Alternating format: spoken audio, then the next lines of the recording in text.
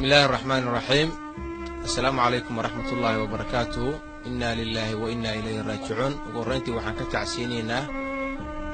أنا جوا بالشدة الصومالية دكان مجالة أوصل يجودهان ومدة الصومالية كلها قوة كنروي شعب الصومالية اللي وحى سوقي مرستها مجالة مقدشة وحان الله سبحانه وتعالى أنا قبرينا أنت لمتين والله ونحرسته أنت داوعنا وبوغني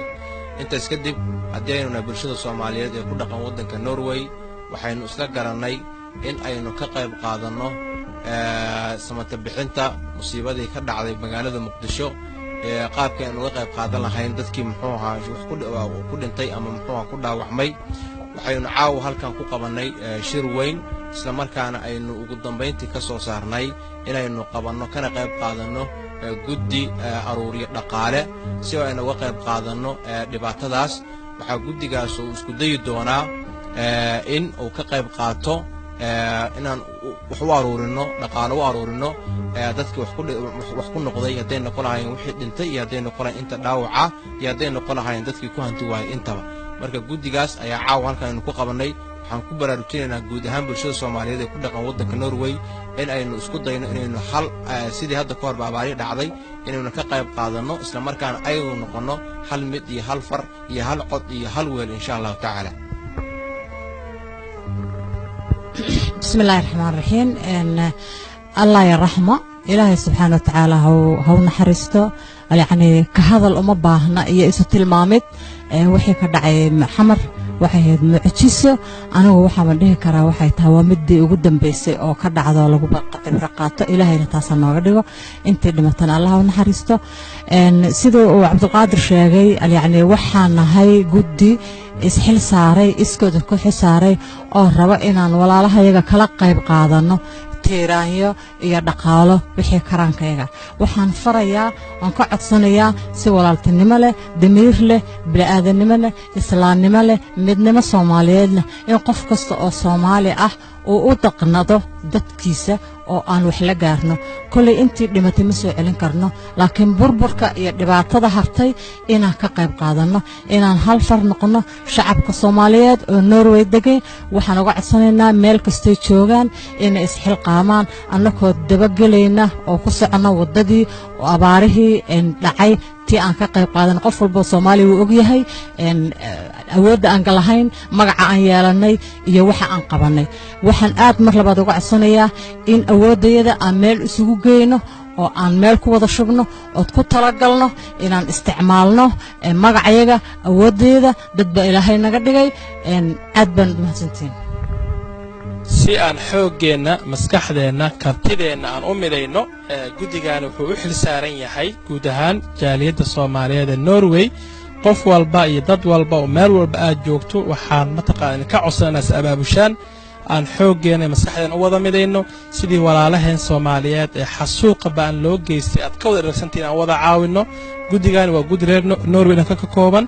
إن شاء الله تعالى أكوننا إيو بيبسكا إيو حيوان ماشي بقرن بقفل بصو استعمال دونا تدكي سأبابولي أبابل كتورين كلا كودنا وديري قلنينا هنلسو حريران سيما سكحديني أود دين وإمدو نقطو وما سنتين. بسم الله الرحمن الرحيم. السلام عليكم ورحمة الله وبركاته. وحالكا وحانو فردنا بروديق بانو فردنا مصيبة قرن بعد عدي مقدشة waxa ka dhacay qof walba oo Soomaali uu og yahay waxaan hadda idinka idin sheegay ma aha dad Soomaali ah isxilqaameen oo arintan in ay ka dhiidiyeen doonayana in ay wax ka qabtaan gurmadna sameeyaan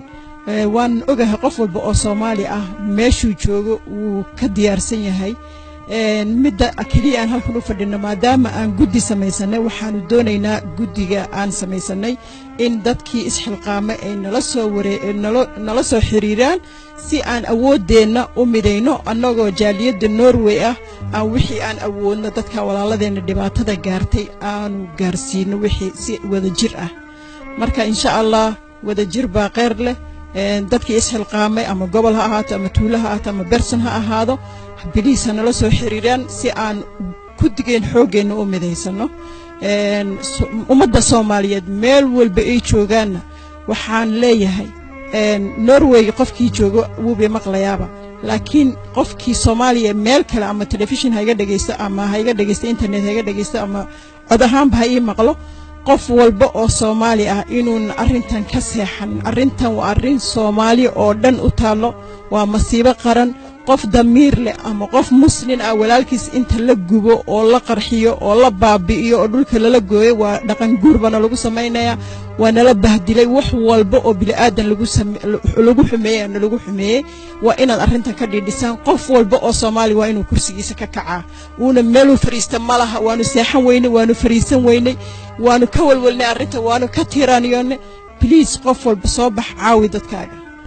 sida dadkii ugu horeeyay sheegeenba waxaa la sameeyay guddi qaran oo dadkii musiibada magaalada Muqdisho ka dhacday waxaan mar kale isweydiinay ama aan ku talagalay inaan ka faa'iideysano networkii ama xiriirkii abuurnay berigii ay socotay hawshii abaaraha oo ahayd hawl Soomaalida Norway ay ku tustay awoodooda iyo markii ay midoobaan waxa weyn oo ay qaban karaan mar kale waxaan go'aan ku gaarnay in ama aan soo jeedinay inaan adeegsano ama aan la kaashano hay'adda xanaano oo ahayd hay'adda shaqada ugu baneed qabatay berigii abaaraha lacagtana koontada lagu aruurinayay sidoo kale waxaan isla go'aansanay in xiriir lala sameeyo dadkii gobolada Norway abaaraha u qaabilsanaa masaajidada in xiriir lala sameeyo markazyada masaajidka shaqana oo sii mareeno si gaar ah waxaan u target gareynaynaa dadka ganacsatada ah iyo dadka muxuu ahaay tagaasileeda magaalooyinka waaweyn sida Oslo iyo meelaha ay ku kulmaan Soomaalida oo maqaaxiyaha u waaweyn yihiin dhibaatadan waa dhibaato noo wada taalo muhiimaduna ma ahan inaad 100 karoon aad maanta dirtaa waxay ka sharaf waxay ka awood badan tahay 1,000 karoon oo aad bilka bacad dirtaa dhibaatadan waa degdeg Rahmaan Rahiim magacaygu waa Axmed waxaan la qabaa walaalihii iga horeeyay arrintii ay ka hadleen ku saabsanayd guddigan la diyaarshay hawshiisuna ay tahay inay sida uga qayb qaadan lahaayeen gurmadka maxaan ku raada qaran ee masiibadii ka dhacday magaalada Muqdisho maalintii taariikhdu ahayd 14 Oktoobar oo qof kasta oo Soomaaliya iyo qof kasta oo damiir leh runtii maxaan ku raada qalubtiisa ku beertay muruga aan harin ilaahay waxaan uga baryaynaa marka hore dadkii dhintay ilaahay inuu naxariistii janno ka waraabiyo kuwa dhaawacana ilaahay inuu caafimaad degdeg ah siiyo ehladii iyo qaraabadii ay ka dhinteenna ilaahay samri iyo iimaan inuu ka siiyo bedel khayr qabana ilaahay uu ka siiyo intaas kadib sida guddiga horeba ay sheegeen waxaanu mataqaanaa ka duulaynaa qaabkii hore oo aan berigii abaaraha aan u istaagnay iyo waddada aan marnay ayaan maaragtay wax ku aruurinaynaa haddii ilaahay idmo waxaana diyaar u ah hay'adda xanaano in akoonkeeda iyo sharcigeeda iyo maxaan ku yidhahdaa nidaamkeeda la maro la adeegsado maadaama waddankan aan joogno haddii wax la aruurin ama wax la dirayo ay tahay inaad ogolaansho ama mataqaanaa sharci aad u haysatid marka halkan waxaa lagu soo qori doonaa ama shaashadda ka arki doontaan akoonkii lacagta lagu soo diri lahaa ee xanaano iyo fibiskii labaduba waa diyaar waxa weeye caawa laga bilaabo waa ku soo diri doontaan oo ku soo diri kartaan insha allahu annaguna dhammaanteen haddaan nahay gobollo haddaan nahay masaajid haddaan nahay ganacsato haddaan nahay qof kastoo Soomaaliya waxaa looga baahan inaan arrintaa u istaagno si aan walaalahaas dhibaataysan aan wax dhiig joojina oo degdega aan la gaarin aad baa u mahadsantiin wasalaamu calaykum waraxmatullaah